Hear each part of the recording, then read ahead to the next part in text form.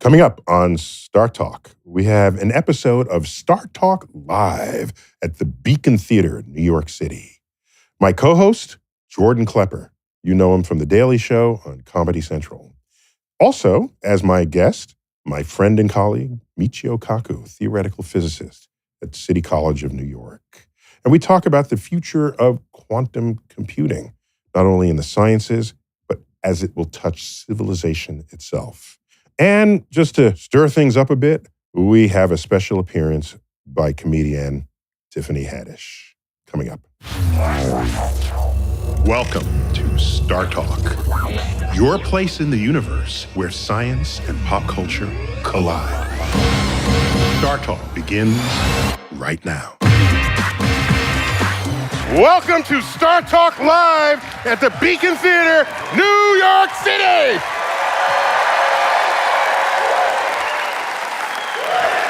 Tonight, we're going to discuss something that will change the world. The world is already changing right now. It will change it even more in ways yet to be plumbed, even by some of the most brilliant minds in the world. We're going to talk about quantum computing and all the ways that it will impact how we live, how we work, and how we play. All the ways that that will collide with our culture. And while I have some expertise in that, nothing that could justify an entire evening here, we combed the universe to see who has the expertise in quantum computing, quantum physics, and all that go with it. And we didn't have to look very far. Up the street at City College of New York, Professor Michio Kaku.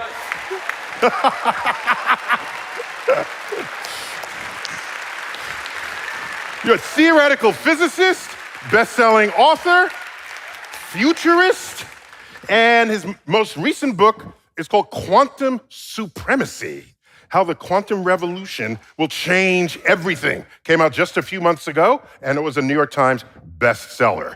And there's another empty seat here. We have a special guest, an award-winning actress and comedian, the star. As far as I can tell, she was the only one in the movie called Girls Trip. Give a warm New York welcome for Tiffany Haddish. Tiffany, oh my gosh.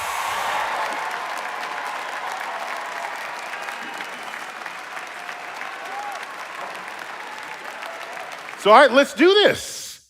We're going to talk about waves of technology as is impacted civilization. Now, Michio, when I think of waves of technology or advances, we all think of the Industrial Revolution as a big, good example where society was different before it compared to after.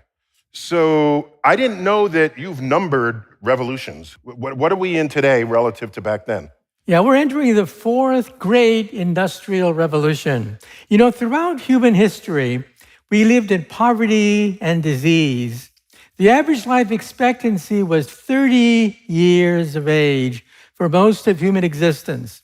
Life was a bitch. But then something happened. How did he say bitch? Was he good? How do you say? I like the way he said it. It kind of turned me on. I was like, who you talking to? And that's a scientific term, right? Yeah, scientific term. But 300 years ago, something happened. We physicists worked out steam power, thermodynamics, which gave us the automobile, which gave us the train, gave us sewing factories, the Industrial Revolution. Then we physicists worked out electricity and magnetism. That gave us the light bulb. It gave us generators. It gave us power plants. Third, we physicists worked out the transistor. And that gave us the computer revolution. And now we are entering the fourth great era of scientific innovation and wealth generation: artificial intelligence and quantum computers. All right, well, we got to start like square one. Remind us all about quantum physics. What is it? Many different communities have co-opted quantum speak. I don't know why, because I'm pretty sure they haven't ever had a class in quantum physics. You're talking about the entire James Bond franchise, right? I know the whole branches of society have done this. So just catch us up on quantum physics right here. Well, the common sense world around us that we live and play with is Newtonian mechanics. large objects that bump against other large objects, planets, meteors, comets, rocks, cannonballs, all governed by Newtonian mechanics. But at the tiny microscopic scale, a new kind of physics emerges, quantum physics. The physics that makes rocks and plastics and materials and flesh and blood all different. The thing that makes the world go round is quantum physics. And now we want to use that for computers. Now, a transistor basically has two states. The transistor can be on or it can be off. Two states for a transistor. However, once you go to a quantum transistor, then it can not only be up or down, but anything in between. And how many more states are there in between up and down? Infinite. Meaning that in principle, a computer that uses atoms to calculate is infinitely more powerful than an ordinary computer. That's why all the governments of the world, scientific laboratories are rushing to see who can create the first operational quantum computer that'll change everything. I need a notebook and a pen. Oh no, I was going to use this, but No, I need this. Oh, okay. Because I need to know, what does Pluto-Matardness mean? Well, we're talking about Newtonian physics, Newtonium?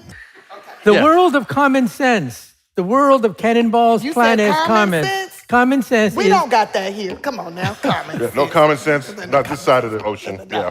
the common sense world is Newtonian mechanics, discovered 300 years ago by the great Isaac Newton. But now we're penetrating deeper into the nature of atoms, which are governed by a totally different kind of mechanics, quantum mechanics. So here's the thing. So if quantum computing can be infinitely faster, more powerful than ordinary computing, which otherwise just has two states. Two states. Where do you see the first wave of this new phenomenon touching our lives? Where? Realize that Silicon Valley will eventually become a rust belt of obsolete technologies, just like the abacus, because of the fact that we're going away from the traditional transistor. A transistor's smallest component may be 50 atoms across. That's huge on the atomic scale. 50 atoms across is the smallest transistor that we can make. We want to make a computer out of one atom. That's an atomic computer, a computer with enormous power that could change world history in the same way that the transistor, the same way that the Industrial Revolution changed everything. We're on the precipice of this right now, you're saying. Right now, we have created the first quantum computers just about 2 years ago. That's why it's called quantum supremacy. What? We're now talking about computers. That's the name of your book, Quantum Supremacy. This sounds like you're ready for a fight. We about to be fighting robots? No fighting robots. We just gonna be obedient to them? No. Maybe we should focus on quantum equality first. Just feels maybe like a kinder way of approaching the problem. Yeah, how about that? Michio. Quantum equality, how about that? No, we're way past equality. What? We're about 1 million times past equality. Oh, you're a Republican. I get it. Okay, yeah.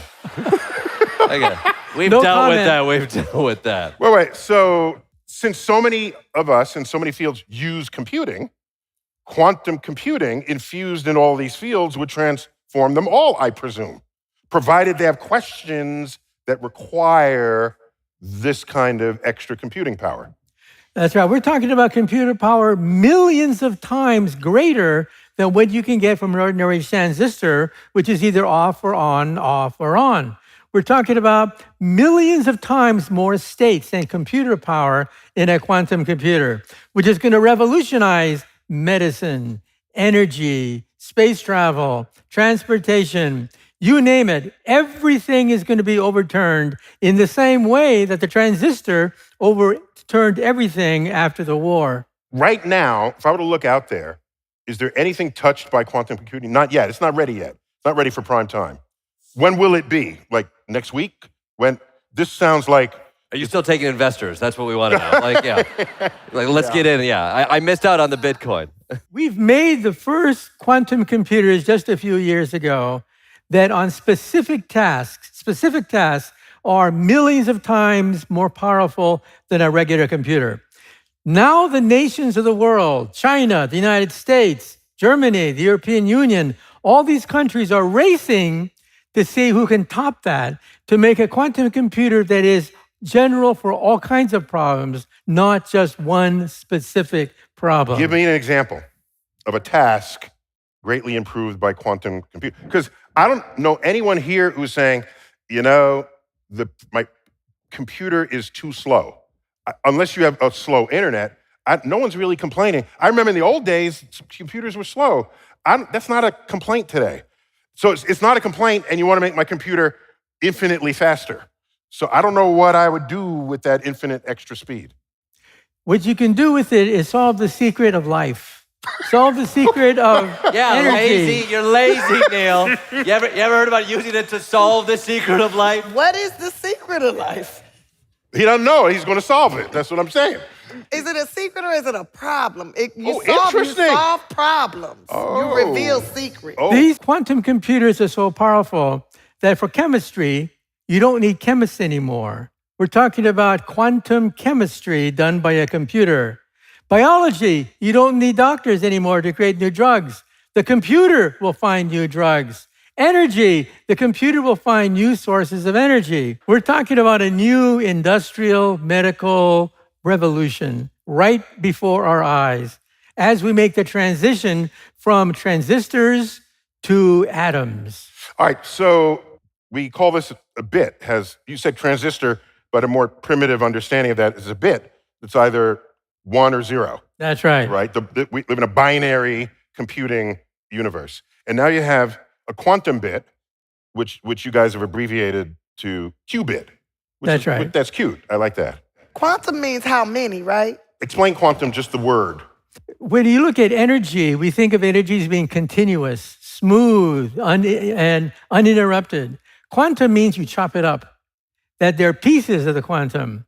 And these pieces of the quantum of energy are called photons.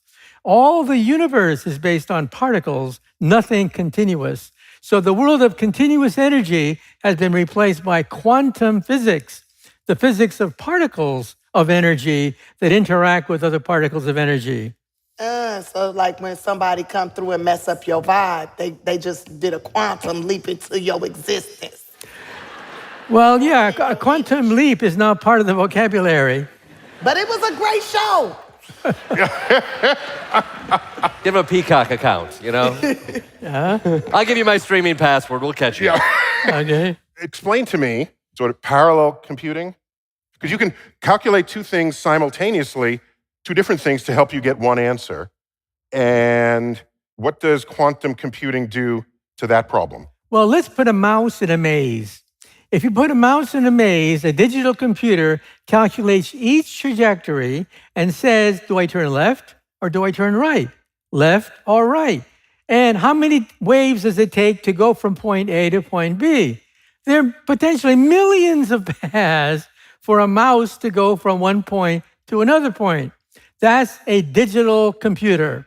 One by one, it calculates each path as you go from A to B. So this path, that's not the exit. This path is not the exit. And this is going one by one until it lands on the exit. Right. Okay, so now what? That's today. A quantum computer scans all possible paths simultaneously. Instantly, all possible paths are scanned. This is incredible. This is fantastic. This defies common sense. But this is the reality of Mother Nature. This is why Mother Nature is a quantum computer. When you go outside and you see the forest, the leaves, the trees, you say to yourself, how many chemical processes are there? Thousands of chemical processes happening. How can Mother Nature do that?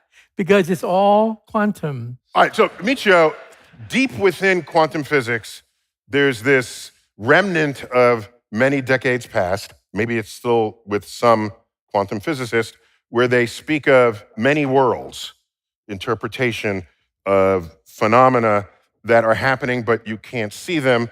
So maybe there's another universe in which that's taking place. Does any of this quantum computing touch on the idea that we are bringing together parallel universes? Yeah, in fact, the whole power of quantum computers is because it computes in the multiverse. Hollywood and Marvel Comics discovered this only recently. If you look at Marvel It feels Comics, like forever ago. To be honest. It does. Spider-Man exists in the multiverse. All the Spider-Man movies are now in the multiverse, where Spider-Man exists in multiple states of reality. Look at the Oscars. The Oscars, the big winner last year was Everything, Everywhere, All at Once.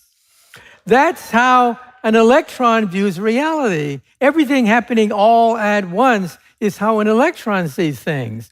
So when I look at myself in a mirror and I see myself, I say to myself, that's not really me. You say that to yourself. I say that to myself. I say, that's say an it every average. day. Wait. Every day That's I an say that. average. That's not me. There's a word for that. Besides mental illness. There's a word for that. Okay. But this is the He's quantum doing world. science, Neil. He's doing science. He's doing science. We exist in multiple states. So when I see myself in a mirror, I say to myself, I'm looking at an average. An average because the real me is hovering over all different possible states. Some of these states are on Mars, on Jupiter. Most of the states are right there in my living room. But this is how I think. And that's how quantum physicists think. We calculate the probabilities of living in a multiverse of universes. Chapter 7 is on mushrooms. I'm just... I feel like you describing me when I'm on my cycle, because like my body is here, but my mind be in another dimension demolishing things, and then my spirit be trying to make it okay to be here. It's crazy. I have a lot going on. Well, remember when your mother used to say to you, you cannot be two places at the same time? That's not true. She was wrong. She was. You can be many places at the same time. I have been lots of That's places. called quantum mechanics. That's when I'm finna start saying, look, I'm in my quantum mechanics right now, please. Okay, give her space while I'm she... quantum mechanicking. I mean, so you're telling me you get up in the morning before you brush your teeth, you look in the mirror, you say, I'm not here, I'm average, and my mom was wrong, and you don't think this is a cry for help? That's right. Okay. I look at myself as an average in the mirror because I exist in many, many parallel states. Some of these parallel states went out the door, went to school. There I am, watching myself. And I say to myself, this is reality because we exist in multiple universes. That is the power of quantum computers. Chapter 8, Quantum LSD. computers compute in multiple universes. Wait. So I hear you. How does that relate to quantum computing? That is the power of quantum computing because just like a mouse in a maze uses the Newtonian path, one path at a time, each joint with a certain probability of going left or right. So the concept and the title of that award-winning movie, Everywhere, Everything, All at once. Right. This was a wet dream for you, watching this movie. That is how an electron views reality. Okay, we view reality as an average. We average over many electron states, and we call that... I got this now. You were going in other dimensions, resonating with Tiffany here, Yes. about being an average you, but part of you was on Mars. The electron, whether or not it's on Mars, and whether or not it's on a parallel universe, it does exist in multiple states. Whatever those states are. I'm not going to stick it on Mars for the sake of putting it on Mars. It's got it in multiple states, and it realizes all of those states at once to find the answer. Am I correct? That's right. And how do you know finally when you land on Mars or wherever, how do you know you're on Mars? Because you make a measurement. When you make a measurement, that's when all the waves of electrons collapses to where you are. Now, John von Neumann, a great mathematician, one of the greatest of the last century, was asked, how can you get your head around that? How can we exist in multiple states until you make a measurement? And then one of the great mathematicians of our time said, you just get used to it. This is called modern physics. Okay. Or marriage. Okay. One practical application of this is the atomic bomb. The atomic bomb was one of the first major applications of this theory, and it works. It changed world history. We're not talking science fiction. We're talking fundamental physics of the universe.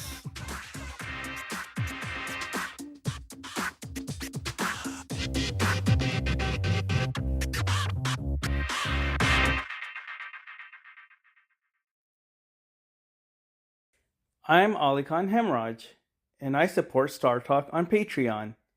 This is StarTalk with Neil deGrasse Tyson.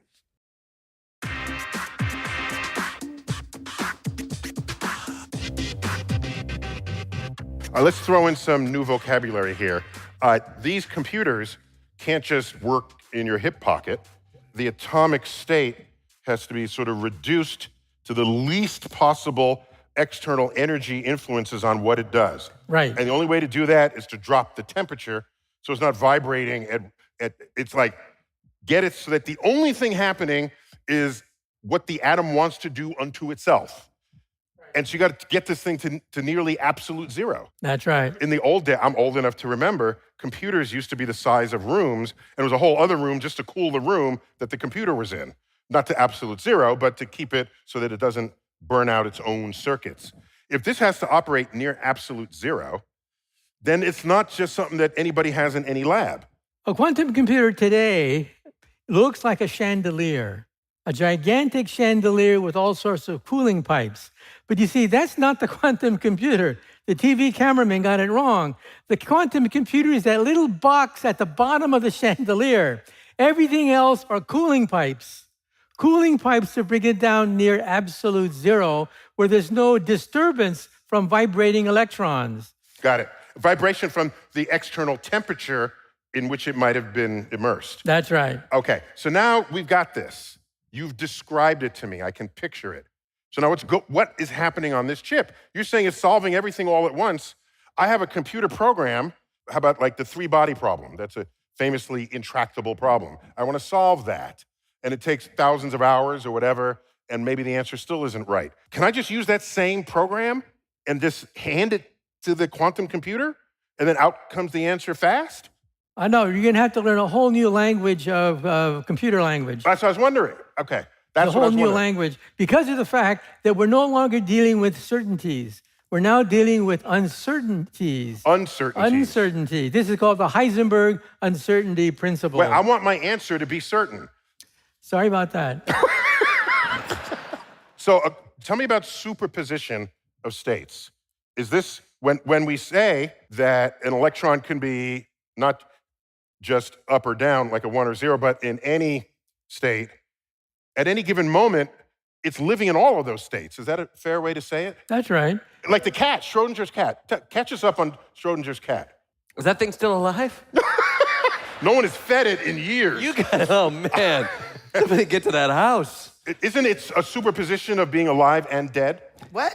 The most famous cat in all of science is called the Schrodinger. Garfield? It's Garfield. It's got to be Garfield. That guy eats so much lasagna and he's still alive. You're telling me that's not the most famous cat in all of science? You take a box and you put a cat in a box with a gun. What? The gun is pointed at the cat. Get help, man. The Get help. gun Stop in turn- screaming in the mirror. Jeez, let's get this guy a I want to psychologist. start dating scientists. Y'all freaky. You asked the question. I'm giving you the answer. No, it's just funny because you started up. I said, I look in the mirror and that's not me. And then You got a cat in a box with a gun? with a gun. So we got to take this one step at a time. Okay. I love a it. cat in a box Sexy. with a Keep gun. going. Okay, we're with you so far. And the gun is connected to a trigger. And the question is the gun firing to kill the cat? In other words, is the cat dead or alive?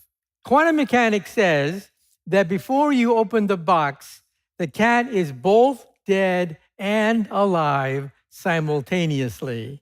A superposition, A superposition of a dead and alive state. of a wave of a dead cat plus the wave of a live cat. Okay? When you open the box, then the wave function collapses and the cat is alive. Or maybe the cat could be dead. This is all a question of probabilities. So in other words, is it possible to talk to dead people? Yes. In this way, it is possible under very rigid circumstances that you're not really fully dead or alive until you open the box and make a measurement. Why can't I say, you don't know if it's dead or alive? Yeah, you don't know until you open the box. But that doesn't mean it is neither. I guess I'm not allowed in this universe to declare a truth inside of a box I have yet to open. That's right. You are not allowed to say if the cat is dead or alive until you open the box. Well, you got to do measurements, though. How long has that cat been in the box? Did you put food and water in that box? Is there somewhere for that cat to use the bathroom? Is it eating its own poop? Because then, they say it might make it. But if it's been 3 weeks, it ain't going to happen. That cat did it. Michio, she's got a point. I'm thinking she's got a point. What's the numbers on this? How much time is the cat in the box? Now, of course, this cat is actually a representation of an atom or a neutron. And that neutron could be the trigger of an atomic bomb. This is how atomic bombs work. Okay, so the cat is metaphor. It's a metaphor for subatomic particles that set into motion the atomic bomb. So for people who don't believe in this theory, I just advise you to go to Los Alamos testing range and test your theory when the bomb goes off. Okay. He's getting dark real fast here. Okay. To be fair, Garfield's also a metaphor for Chernobyl. So this is how these things work. Is that it? It's how it works. All right, so just put some more vocabulary in the house. Tell me about quantum entanglement, which has been a lot in the news lately. Does this got something to do with Will and Jada? You said Will and Jada? Yeah, because she talked about the entanglement. Oh, right. Oh, yeah. Yeah. Is this about sex? Okay, one at a time. Let me answer. No, this all happens at once. Everything's at once. We can talk about quantum theory. Put on your quantum brain and answer all these questions simultaneously. Yeah, touche. There is a Michio right now who's talking exclusively about Will and Jada somewhere in the universe. Scientifically, that's possible, right? Yeah. I'm not really here. You don't really want to be here. I think that's different. Tell me about entanglement. Okay, remember we talked about the fact that an electron could be spinning up or spinning down. You didn't use the word spin. You just used your thumb. But spinning, it's a spin thing. Yeah. While a quantum computer, the things can spin in any orientation. Not only that, but the two spins can interact with each other. That's called entanglement. And that should not exist in a Newtonian world. But in a quantum world, atoms talk to each other. Then the question is, how fast do they talk to each other? If you signal from one to the other, it turns out it goes faster than the speed of light. At that point, Einstein said, this is nonsense. You cannot go faster than the speed of light. Therefore, quantum mechanics must be wrong. Einstein put his reputation on the line and said that atoms cannot talk to each other faster than the speed of light. Well, Einstein was wrong. We've done the experiment. Information travels faster than the speed of light. But what's the catch? There's always a catch someplace. The catch is the information that goes faster than the speed of light is useless information. In other words, quantum mechanics has the last laugh. Einstein was right. You cannot go faster than the speed of light, but he was only partially right. It means that usable information cannot travel faster than the speed of light. But information that's raw, can it go faster than the speed of light? The answer is yes. Gossip, bad Gossip moves. So on Star Trek, when you talk to headquarters, they talk via subspace communicators, right? That's how Captain Kirk talks to Earth Command, right? Well, there is no such thing. Because some people say, well, that's entanglement. Captain Kirk is entangled with the Earth. That's how he's able to speak faster than the speed of light to get orders from headquarters. Doesn't work. The information you get from entanglement is random, static information. But Michio, it does work because it's Star Trek, just to be clear. They're just ahead of you by several centuries, that's all. So entangled particles are not actually communicating with each other. So in that sense, Einstein was right. In that sense, he was right. So even when Einstein was wrong, he was right. That's right. Yeah. Okay, so that's entanglement. Does that matter in a quantum computer? Yeah, because it means that below the speed of light, atoms will indeed talk to each other, and that's how they exchange information. While in a digital computer, each transistor is separate. Transistors do not talk, influence each other's mode of communication. In the quantum realm, there's a wave function that glues all these particles together, the electron wave. So the wave function, let's just dig into that just for a moment. So we've all heard of the wave-particle duality. Anyone here has heard of the, the wave-particle duality. So we can think of particles, we're taught electrons, protons, and neutrons. Then you take quantum physics and you say, well, it's also a wave. But if you think of them as just particles, they cannot realistically interact other than through their charge. But if you think of them as a wave, then the wave interacts out here somewhere because it's not just localized where the particle is. And so is this the wave interactions that you're describing? Yeah, here's how it works. Fundamentally, all subatomic particles are particles, not waves. But the probability of finding that particle at any given point is given by a wave. That sentence was worth several Nobel Prizes. For something that could probably be, you get a Nobel Prize? I'm coming with some new ideas. You put that in mathematical form, and that's how it works. In quantum mechanics, all particles, subatomic particles, are particles. But the probability of finding that particle at any given point is given by a wave. All right, so Michio, you're no more powerful to manipulate anything than the precision of the tools you have at your disposal. If you're telling me what atoms are doing, what electrons are doing in a quantum computer, who's putting them there? Who's adjusting them? How is my program that I just wrote up influencing those particles? Yeah, if they doing the wave, is a mascot running back and forth across the thing, getting them to do the wave like at a football game? This is not a football game. But they're atoms. Looks like a football wave when they wave across the stands, right? Mm-hmm. Well, that's an example of particles, that is people, giving you a collective motion called the wave at a football stadium. So is that wave really a wave or is it a particle? It is a particle that bunches together to form a wave. So who making that happen? We are the particles making the wave. Yeah, and the mascot is making the particles make the wave. Oh, okay. So the mascot is the program setting the computer into motion. And a guy got a Nobel Prize for this. But wait, just to be clear, this wave, when we think of waves, we think of ocean waves and sound waves. But the wave in a stadium, nothing is moving. Well, in the stadium, people jump up and down, up and down. But nothing's going in the direction of the wave. Yeah, but the same thing for sound waves. Sound waves do not necessarily have to go at the speed of sound. The vibration, when one atom hits the next atom, can go at the speed of sound. Oh. But each individual atom can be slower than the speed of sound. Okay. Yeah, he got me there. That's a good one. So what you're saying, the sound wave, I'm just vibrating these molecules right here, and they bump the next one, and they bump the next one. So when you hear something, you didn't hear any particles come out of my mouth. You experienced the energy transmitted through the medium before it reached your ear. The energy and information goes at the speed of sound, but each atom did not. Does not. Each atom only went a very short distance and stopped.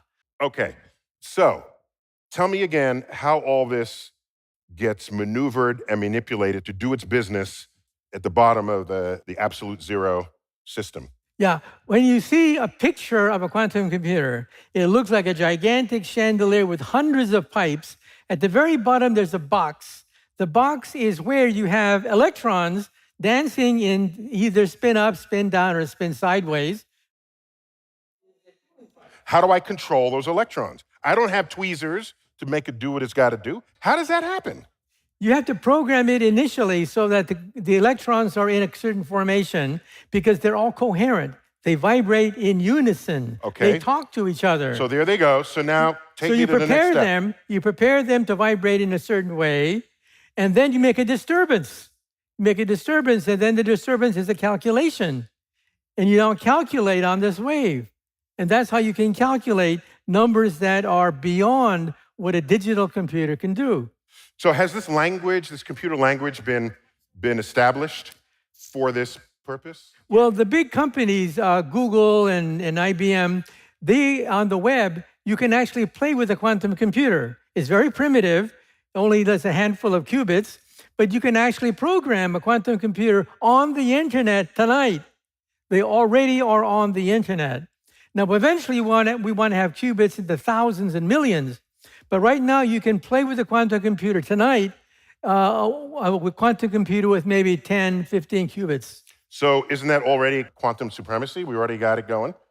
Well, we want an all-purpose device that'll work for any problem, and any problem that'll then outrace a regular computer. Okay. We're not there yet. Is there a day when I'm going to buy a quantum computing iPhone and put it on my hip? Yes, because your iPhone will then communicate with the web. On the web, there'll be a few acres worth of quantum computers that are just dedicated to doing quantum calculations. Now, why would people do this? The nations of the world are in a race. There is a race between China, the United States, Google, IBM, Russia, to see who can get the first quantum computer that could crack any known secret code. How do you crack a code? Put a girl on it that's nosy. Normally, you crack a code by factoring numbers, like 15 is 3 times 5. Okay, it takes a computer to calculate that if the number is 100 digits long. Given a number that's 100 digits long, factorize it as a product of 2 integers. That takes several thousand years. Of a computer that we have today. Right. Okay. A quantum computer will do it like that. So all of our encryption today will go obsolete overnight. That's right. All your codes, all the codes that you faithfully put down in a notebook, knowing that it's safeguarding all your secrets, all your family jewels are there, right? Well, Tiffany just covered up what she wrote. The quantum computer's not looking under her hand. It can't see paper. Paper. No, can't do that yet. Maybe next year. Wait a minute, so you telling me that my blockchain is going to be getting interrupted? It could be like all up in my Bitcoins? That sounds painful, your blockchain up in your Bitcoins. I know, right? I was using all the power of the bead. The first country that attains a workable quantum computer can break into all the intelligence agencies of the world. Okay, so let's bypass that for a moment. What? No, what I mean is, wait. They don't have to start going back to paper. I got this. We got jobs, y'all. We got jobs. Wait. No. If we know that in advance, then we find something else that a quantum computer can't do in the same way regular computers can't factor the primes or whatever that is. So put that in place. Okay, we're done there. What is next? And by the way, that's not so weird because we've already been through other security protocols in our lives that today you would laugh at. Yeah, but this one hasn't been broken yet. Nobody knows the answer. If you could figure this out, the CIA is going to give you a phone call tomorrow. Let me shut up because unless they trying to date me, I'm not giving them no information. You just let out the secret of how to get the information. Well, so let's assume we get past the encryption code issue. Okay. What are the next tasks to apply this awesome power of computing to? What is sitting right there, low-hanging fruit? Cyber medicine. We're talking about curing cancer, curing Alzheimer's disease. Right now we can't, and tomorrow we will, because These diseases we conquer trial and error by making petri dishes, thousands of petri dishes, putting them, the chemical and the germ inside them, and simply crossing your fingers that one of these petri dishes will signal a cure for that disease. That's how we do it. That's how they did it during the Middle Ages. We still do it this way, trial and error. But now with the quantum computer, we can simulate the molecule. We're talking about chemistry without chemists. So you will have full information of the atoms and molecules in the interaction of every Petri dish, and you could do it for billions of Petri dishes on the computer, and it'll pop out what the right remedy is for the That's disease the goal. you're trying to... Take a look at photosynthesis. The world economy depends on photosynthesis. That's why we eat. That's why there's food, photosynthesis. But we still haven't been able to model photosynthesis in a computer because it's a quantum mechanical phenomenon. Light that grabs carbon dioxide turns into sugar. That is a quantum mechanical operation that we cannot model using Newtonian mechanics. So quantum computers can solve the problem of food. Take a look at fertilizer. Nitrogen exists in the air. You take nitrogen out of the air, make fertilizer out of it. It takes a huge, gigantic factory to do this. Gigantic, billions of dollars to make fertilizer out of the air. Quantum computers, we think, will do it like that. We're talking about a second revolution. Wait. How is a quantum computer going to take nitrogen out of the air and then disperse it in order to get into all the earth to grow food? How's the computer going to do? What are you saying? The computer does not take nitrogen from the air. It simply models how nitrogen can be taken out of the air, catalyzed by a catalyst to make fertilizer. Why can't we do that right now? Because we don't know how to do it? We don't know how to do it. Because, like I said, it's trial and error. Almost all chemistry and biology is done by trial and error. Mostly error. How is penicillin discovered?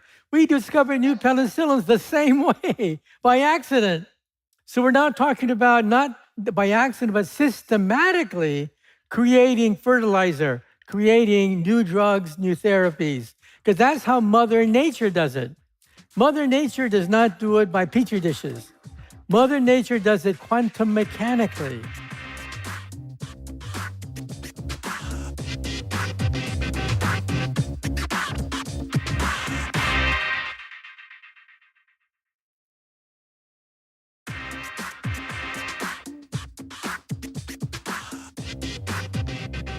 In my field, we have fascinating computing challenges with the Big Bang and the early universe, and they're not so much atoms.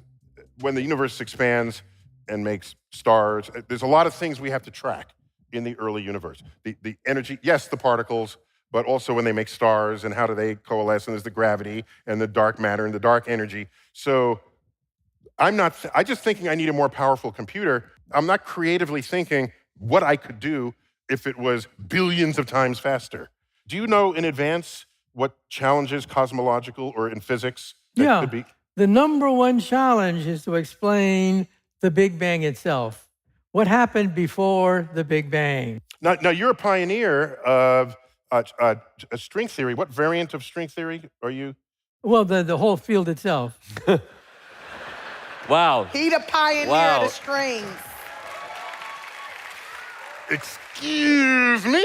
Okay, Lex. so string theory gives us access to conditions in space and time that ordinary physics does not enable, including the singularity that was the Big Bang. We don't really understand that.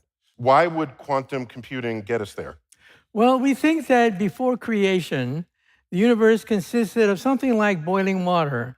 Lots of little bubbles forming, colliding with other bubbles, popping into existence and out of existence. Boiling water, that's the early universe. But sometimes one bubble keeps on going, doesn't stop, bumps into other bubbles, keeps on growing to become the universe. So in other words, the universe itself, we think, came out of a bubble. And that bubble, in turn, comes from string theory. String theory predicts that at the beginning of time, there was quantum foam. Quantum foam, as we call it, tiny little bubbles like boiling water. Most of the time, they pop into existence and pop out of existence, never to be seen again. But one bubble just kept on going. Why does quantum computing help you there? Because we don't know how this happened. We want to be able to calculate the equations that'll take us from before Genesis to after Genesis. And that's what we need, quantum computers. You have an understanding enough to be able to write the program that'll take us from before time to after time. That's right. However, string theory is so complicated that no human has the ability to solve the equations. We have the equations. I wrote many of them You myself. have the equations. We have the equations, but Where do you keep them? in my desk drawer. You're like, yeah, you're not afraid of somebody taking them and figuring them out. So, But you see, that's where we're stuck. We're stuck at the point where we have lots of solutions, but we don't know why one solution was singled out to give you the Big Bang. This is called the landscape problem. We have a landscape of possible universes. Why did this one universe become the universe that we see today? That's why we want to solve the equation. Now, no human is smart enough to solve these equations. I repeat, no human alive I don't know. is smart enough to solve these I don't equations. know. Let me look at it. Tiffany's got this one That's- I don't know. I'm pretty good. wrapped up. You'd be surprised. But that's why I got interested in quantum computers. I think a quantum computer may crack the problem. A quantum computer may crack the problem as to which bubble created the Big Bang. So then it'll help you focus in on that. That's right. All right, so can quantum computing help with space travel? It may help us because space travel is limited by the speed of rockets. It takes 70,000 years just to reach the nearest star traveling with a Saturn V rocket. We can't explore the universe that way.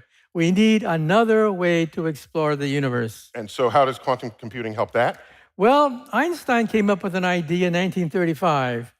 That is, why not bend space and time on itself to give you a wormhole? the Quantum Leap TV show.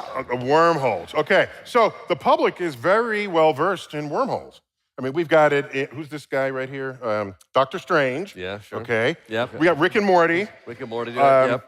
They both open up portals through the space-time continuum, except Rick does it with actual science, and Doctor Strange uses magic, just to... But then in the show Quantum Leap, because he was able to go into different, he leaped through a hole. Through a hole. Into different time periods. Through a hole. Doc Brown, you got to mention Doc Brown too. Well, that's just a time machine. And Doctor Who. But I mean, he's going through some sort of portal. And Interstellar, they found a wormhole to make their trip easier to their destination. And what about Doctor Who? Yeah, I guess so. Doctor Who. That's back when wormholes were still shown as water slides. Dr. Zhivago, I think, goes through one, maybe. But now you just step through when you're there. So how do I make a wormhole? Well, first of all, if you watch the movie Interstellar, at the very, very end of the movie, Matthew McConaughey is floating. What is he floating in? He's floating in the fifth dimension of a tesseract. He's floating in string theory. The movie Interstellar ends on string theory. He ends in hyperspace, a dimension beyond the four dimension of Einstein. You say that like, yeah, of course. Yeah, I knew that. We all knew that. Could you explain Tenet to me? Because that one I can't wrap my head around. I'm confused as hell. What we really need is Christopher Nolan here. Yeah, okay, yeah. Who, by the way, he's a friend of StarTalk. We've had him on the show. Is that in right? the past. Look Yes. at that brag. Oh, yeah. This guy created string theory, so that's nice, Neil, but come on. So a wormhole is highly unstable, wanting to collapse upon itself. How do you keep open a wormhole? Well, you're right. It takes positive energy, like a star, collection of stars, dead stars, to create the wormhole, which is a gateway between our four-dimensional space-time and another portion of space-time. And it was Einstein himself who introduced that idea in 1935. And then the question is, how do you keep it open? That requires negative energy. We haven't seen that before. It's a new form of matter, negative matter. But negative matter will stabilize the wormhole so that in principle, you can go through it to another point in space and time. Without it collapsing down on top of you. Rather than collapsing down, in which case it would crush you in half. You don't want that to happen. With half of you in one part of the universe and the other half in the other half of the universe. That's right. That really would make your day. All right, you just say negative matter like that's just a thing. But I've never seen it. I've experienced Negative it. matter would fall up rather than falling down. If negative matter existed, it would have fallen up billions of years ago. That's why we see no negative matter on the earth today, because if it ever did have negative matter at the beginning of time, it would have fallen up billions of years ago. Wait, what? Wait. So I could dig in the soil, and if a rock just flew up, then that was negative matter trapped for the history of the earth. It turns out that negative energy will also do this. It requires a lot of negative energy, but negative energy has been created in the laboratory. We've actually made minute quantities of negative energy, not matter, negative energy in the laboratory. If we can harvest large quantities of negative energy, then in principle, you may be able to build a time machine or a wormhole machine, in principle. I didn't know we made negative energy. Yeah, in the way you negative energy described. is done at the microscopic scale with nanoparticles. With nanoparticles, you can play with negative energy. It exists, and we play with it. But large quantities of it are required for a time machine. Can I go through a wormhole and come out in another universe? That's the theory. No one's ever done it, so we don't know for sure. But that's what the theory says, yes. Okay, so if there's another universe or many universes, and I can travel among them, how many other universes might there be in your quantum foam model? Well, it depends on the star that created the wormhole. If it's an ordinary star that's very massive, like a dead star, a black hole, then you use what is called the Kerr metric. The Kerr metric then describes a dying star, and it's a one-way trip.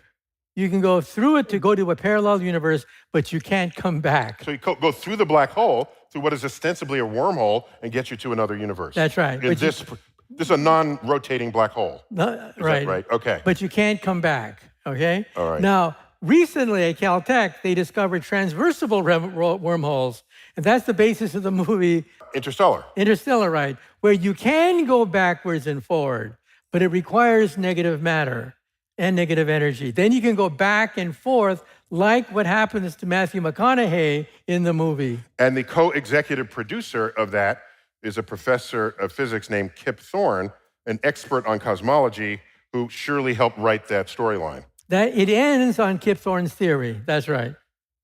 So let me get back to your earlier comment that Mother Nature is a quantum computer. Did you say that? In that sense, yes. You go outside, you see photosynthesis taking place, you see energy being converted into useful chemicals, you see life, you see all sorts of chemical processes happening, none of which can be duplicated by an ordinary computer.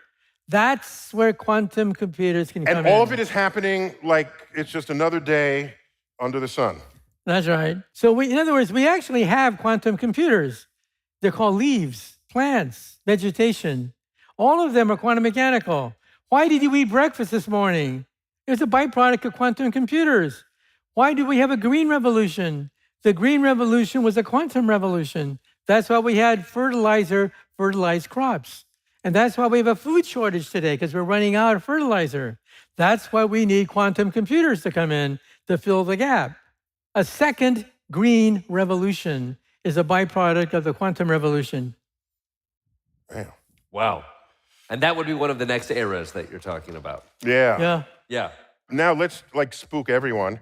And everyone is a little bit spooked by the rise of AI, which is itself a product of very high-performing ordinary computers.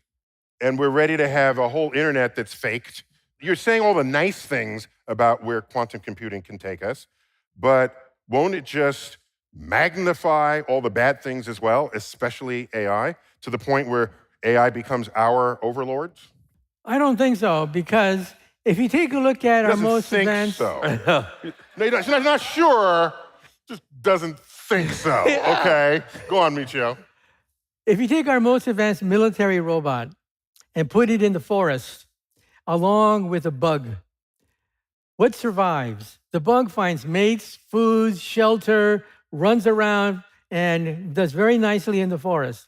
You take a military-grade robot and put it in the forest, what does it do? falls over, and can't even get up again. When our robots become as smart as a monkey, I think we should put a chip in their brain to shut them off if they have murderous thoughts. Get PETA in here. First the cat, now the monkeys. No animal is safe.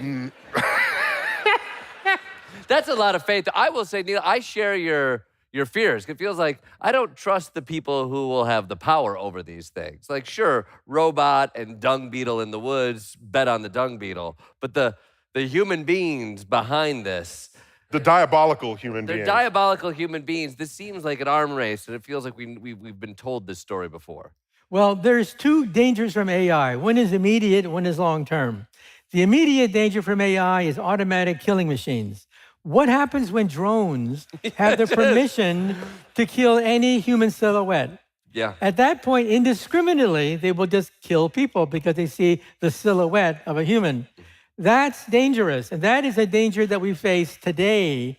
That is drones that kill anything with a human silhouette. Okay. But that's okay. robot soldiers that can maneuver in the jungle, that outmaneuver enemy troops and stuff like that, we're like another, 100 years away from that.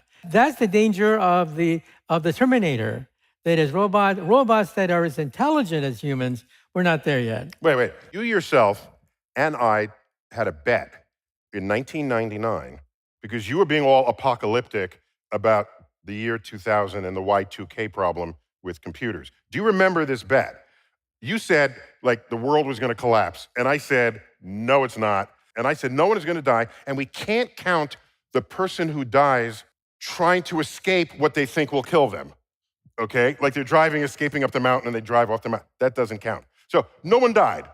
It was not a problem. But had it been a problem, getting back to your point, the failure of computer systems to control things that keep us alive would have killed billions. Doesn't that count as AI gone bad if that happens in the future, without there being a robot who thinks it's a chimp? You mean like an accidental thing? That the computer has a malfunction? Or on purpose? It's like stop all heart monitors now. Well, No pacemaker will work. Now. well, robots have no purpose unless it's programmed into them. The world has no shortage of evil people who will program into the computer something diabolical, for sure.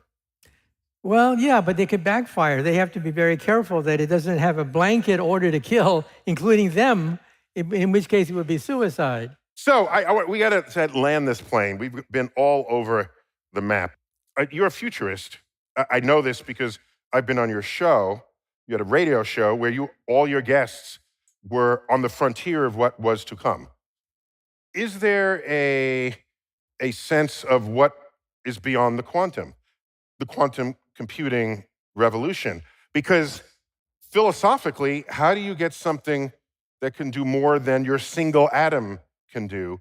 Would that be the limit of any future tech industrial revolution that humans will ever experience? Because we've tapped out the universe. There's one level beyond atomic, and that is nuclear. For example, MRI scans. They used to be called NMR, but people got freaked out by the N. It's one of the two N words you're not supposed to use in polite company. Yeah. Nuclear. Right. Nuclear. And, yeah. Right. So we dropped the word nuclear and put magnetic, M, and then it became acceptable. People said, oh, just magnets, But MRI machines uses the spin of the nucleus, not just the spin of the electron, but the spin of the nucleus in order to penetrate deep inside the human body. And now NMR machines save lives, thousands of lives as a consequence. Arguably the most potent machine in the hospital for diagnosing the condition of your body without first cutting you open. Right. So clearly that's the case. But you're saying beyond the electron, which if it's part of an atom, there's the whole atom there. You get into the nucleus, there's another quantum revolution awaiting us if we exploit the states of the nucleus itself? Right. That's what I'm saying. There could be a state beyond quantum computers, which are atomic. That is, they are dealing with electrons. That at the center of the atom, there's a nucleus, which is, thousands of times more massive and would allow you to penetrate even deeper into the person's soul and then make them stop being so hateful and killing other people for stupid stuff. By God, she's got it. And maybe we could cure that. Maybe can it cure racism and segregation and the other supremacy I don't like talking about? So I did not know, of course I know of atomic nuclei, I hadn't thought that the nucleus is next. And the nucleus is deep inside the atom. That's right. Deep in there. So It holds it together.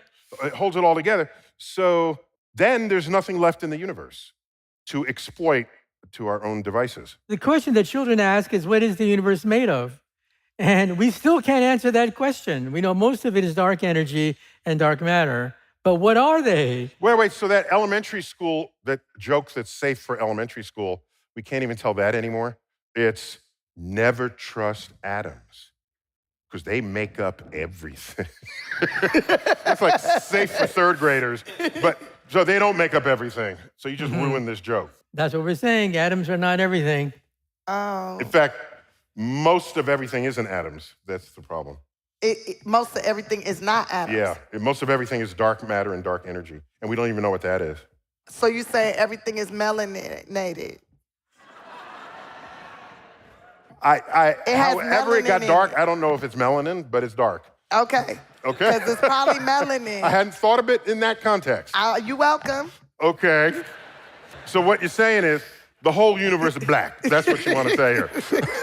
No, I'm saying the whole universe has melanin. Everything has melanin in it if it got color, right? Unless it's see-through, correct? Well, even that's made out of atoms. We're talking about something below atoms. But even do atoms inside- got melanin? Melanin is made out of atoms. Melanin is made out of atoms? Oh, yeah. So dark matter. But we don't know what dark matter We is. don't know. Then you're making me sick. No, we got this. All right. matter matters, guys. All matter yeah. matters. All right. You figure it out. We're still looking for that new particle that's made of doesn't matter, right? What is it? So it Doesn't matter. So can you then predict the end of discovery when we have complete command and control over the nuclei of atoms? And if that's the case, it kind of smells like this Kardashev scale that I've heard you. Wait, well, who think the Kardashians got a scale now, too? Michio, just catch us up on where we are today on the Kardashev scale. Well, okay, Nikolai Kardashev, this great Russian astronomer, said that there are three types of civilizations in the universe. Type 1 is planetary. They control all planetary energies. They control earthquakes. They control volcanoes. The weather they control. That's type 1. Type 2... That's a very powerful civilization, if you can do Very that. powerful. Yeah, you know, the future when we control the weather. Type 2 is a civilization that controls the sun. They mine the sun for energy. That's where energy comes from, directly from the sun. They're launching out of space, sort of like Star Trek. Star Trek would be a type 2 civilization. Then there's type 3. Type 3 is galactic. They roam the galactic space lanes. They play with black holes, like the Empire of The Empire Strikes Back. Now, what are we? Are we type 1 like Buck Rogers that controls the weather? Are we type 2 that controls the sun like Star Trek? Are we type 3 that controls the galaxy like Star Wars? No, we are type 0. What? Nuh-uh. Because we use the sun. We use solar panels to get electricity. But we don't play with the sun itself. No, it's too big. And too high. Yeah, I think that's the whole point. If you're a type 2 civilization, you have overcome that restriction that the sun has But placed. we use the sun. I play You know how in much? the You know how sun. much sun? We little bit of sun coming on the Earth, and sunlight is otherwise going everywhere else in the solar system, into the galaxy, and off into the But I universe. play in it all not the time. to be used by anybody else. But if we wrapped the sun in some absorbent material, channeled all that energy back to Earth, and had a way to get in the sun, meddle with the reactions, change its luminosity, that we'd be a type 2 civilization, right? Yeah? Okay. You're just sitting there waiting for the sunlight to reach you and using a little bit from your solar panel. That's all. We're talking about making the sun. Yeah. So we're type 0. When are we going to be type 1? Well, according to Carl Sagan, probably in this century, he did a calculation. one of the first calculations using the Kardashev scale. And Carl Sagan said probably sometime this century we'll hit type 1. We're very close to type 1. We're right now 0.7. Wait. He was not alive in this century. Yeah, but in the last century. So did he mean we would hit it in the last century? Last century, right. But we didn't. Well, he estimated that we are a 0.7 civilization, not 1, but 0.7 in the last century. Between 0 and 1. Yeah. Okay. Well, controlling the weather and making earthquakes and all that stuff. That's right. Controlling anything Earth-like would be type 1, like Buck Rogers. But we still run away from hurricanes and we're terrified of volcanoes. That's right, we're type 0. Yeah, we're type 0. I don't know about that 0.7, what's going on Also, there? if you get on the internet, a lot of people think we are controlling the weather. Oh, yeah. So there's a good part of this population that thinks we're at 1.4 right now. If you go on the internet, you can find anything. Exactly, yes. So this is not a measure of objective truths of the world. Well, I mean, it depends on who you ask. Anyway, then the next question is, if there are other civilizations in outer space that could reach us, then what are they? Are they type 1, 2, or 3? Most scientists would say they're type 1, but that's a mistake because type 1 civilizations can barely go to the moon. We're talking about perhaps if there are civilizations that can reach us from outer space, they're probably type 3. If that's the case, they're coming from a galaxy we can't see because they're controlling all the energy from that galaxy. Right, they're probably galactic. They could roam across the galaxies through wormholes, let's say. Because they can't be type 1 because they can just hop between neighboring planets. Not type 2 like Star Trek, but type 3, which is galactic. That's the energy scale necessary for them to roam across the galaxy. Allow me to offer a cosmic perspective on all this. When I think of discovery of any kind, it's someone who's curious, who's standing on a frontier, looking out into the unknown and asking questions. And not everyone does that. That takes some deep curiosity that every child has, that somehow is beaten out of us or not nurtured by the time we're adults. Precious few adults are that curious. But those who are will peer out into the unknown and ask, what's there? How do I learn more? And there are people who say, why are you doing that? We have hungry people here on Earth now, in the here and now. In that moment, that seems like the right calculation until you realize how often those discoveries influence the state of the world years, decades in the future. Quantum physics, what decade is famous for the discoveries of quantum physics? 1925. So a century ago, laid the groundwork for what would become the IT revolution in this world. There is no creation, storage, or retrieval of digital information without the exploitation of some quantum phenomenon. And we're on the precipice of yet another quantum leap in our advances in this field. It's coming back. So, if you were around back then, what would you tell the people probing atoms? You say, why are you doing that? We have hungry people in the street.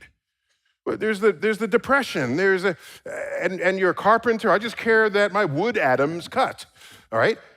Would you stop them because they're not doing anything that you don't think is relevant at that time? So those who do research on the frontier, they're the ones that carry civilization forward. And the degree to which that happens is a function of what is the enlightenment of an electorate, of a leadership, of a nation, of the world. And so when I look back at all these revolutions of the past, the Industrial Revolution, it's a few pages in your history book, and we take so much of that for granted. Imagine being alive then and watching it unfold in front of your very eyes. So Michio, with his book, Quantum Supremacy, he's alerting us so you don't miss it. Of course, it's going to happen to you, whether or not you happen to it. It is a pathway into the future that will transform us, I think, in our lifetimes. Is that correct, Michio? Mm-hmm. We don't have to wait a century. Yeah, it's happening now. In our lifetimes. I lose sleep at night wondering, with all of these discoveries, ultimately, are we actually smart enough? Are we actually smart enough to answer the questions we've posed? Or deeper still, are we smart enough as a species to even know what questions to ask? And that is a cosmic perspective. Thank you all, Beacon Theater. Thank you to my panel, Jordan Klepper, Michio Kaku, Tiffany Haddish in the house.